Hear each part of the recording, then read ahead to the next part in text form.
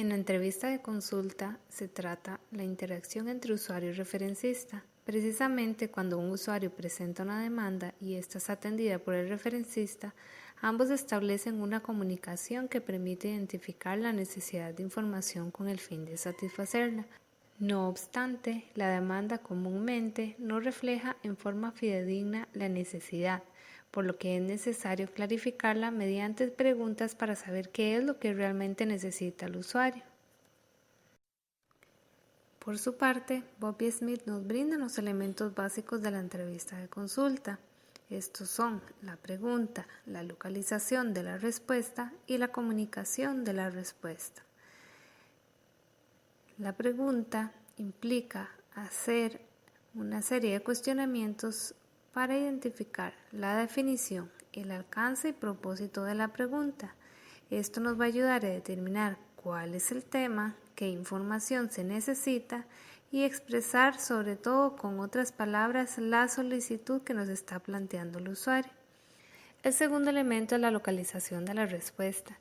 Aquí vamos a identificar las fuentes que nos van a permitir localizar la información necesaria para satisfacer la demanda del usuario.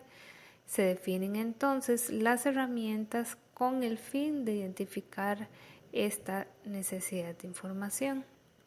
Aquí nos hacemos la consulta qué tipo de herramienta o herramientas de consulta contiene probablemente la información que el usuario necesita. Para la fase de la comunicación de la respuesta debemos proporcionar la información que satisfaga la solicitud, la referencia de las fuentes, las pautas para hallar más información, así como la verificación de que se haya satisfecho la solicitud de información del usuario. Existen diferentes factores que influyen en la entrevista de consulta. El conocimiento previo que tenga el usuario sobre la temática es uno de estos. Asimismo, la experiencia que tenga el referencista en cuanto a la temática, en cuanto a su trabajo o bien a nivel personal. Asimismo, la apreciación personal del momento de la entrevista tiene que ver con el estado de ánimo, el humor o el estrés. En la entrevista de consulta podemos tener preguntas abiertas o preguntas cerradas. Por su parte, las preguntas abiertas invitan al usuario a describir su necesidad de información desde su propio contexto. Esto nos va a permitir ampliar un poco más la información que ellos están queriendo identificar. Por ejemplo, tenemos como preguntas abiertas las siguientes. ¿Cuál es el tema que busca? ¿Qué sabe del tema? ¿Me puede dar más detalles sobre lo que desea saber? Como se puede observar, este tipo de preguntas van a hacer que el usuario necesariamente nos brinde mucho más información sobre su necesidad de información y en general sobre el contexto. Generalmente estas comienzan con palabras tales como qué, dónde, cómo, con el fin de que estos puedan ampliar la información.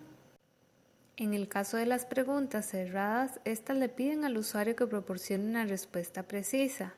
Por lo tanto, buscan delimitar la consulta. Generalmente se responden sí o no o bien mediante un dato en específico. Por lo tanto, nos van a brindar datos concretos. Por ejemplo, entre estas preguntas tenemos: ¿quiere información reciente? Sí, no. ¿De qué año requiere el informe? El año 2009. ¿En qué idioma requiere la información? En español. Como puede observarse, las respuestas son datos concretos o bien simplemente un sí o no. Las necesidades de los usuarios son muy variadas. Por ejemplo, tenemos necesidades de información concreta. Esto es un dato en concreto, una dirección, horario, fechas, cifras, nombres, algún ítem conocido, un libro en específico. Estas son resueltas de forma rápida con una determinada fuente de información. A su vez, tenemos necesidades de información orientadas a problemas o búsqueda exhaustiva. Estas son más elaboradas y se brinda una mayor cantidad de fuentes. Ejemplo de estas son las consultas que nos hacen los investigadores o algún estudiante de nivel avanzado cuando está en desarrollo de su trabajo final de investigación. Otro tipo es la necesidad de información exploratoria.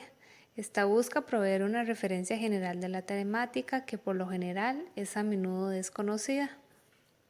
Otro tipo es la necesidad de información de búsquedas previas, que lo que implica es simplemente recuperar una búsqueda que ya se ha hecho anteriormente. Y por último tenemos la necesidad de instrucción o capacitación dentro de nuestro eje de formación de usuarios, que implica cómo aprender, por ejemplo, el uso de alguna herramienta como el catálogo público en línea